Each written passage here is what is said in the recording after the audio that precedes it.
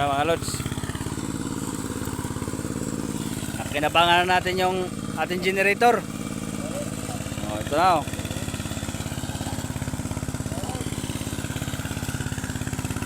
Shout out dyan kay Benji Aton. Pinakamalupit na welder. Ganito lang pag-welding mga lods, no? Ah. Welding mga lods, no? Ganito lang, no? Yan. Oh, yan, no? Tanggal, no? Tanggal. Yan, ganyan lang pag-welding mga lods. Ayan mga lods. Vlogger din to si Benji Aton. Pakicheck yung profile niya. Diyan, maraming tutorial dyan kung paano diskarte sa mga pag-wielding. Ipalo. Pakipalo nyo si Benji Aton. I-search nyo lang mga idol.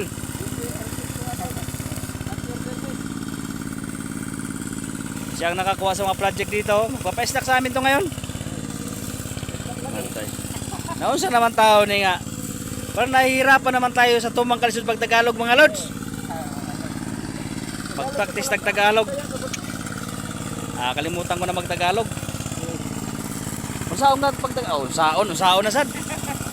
Ano nga Tagalog diyan sa welding rod?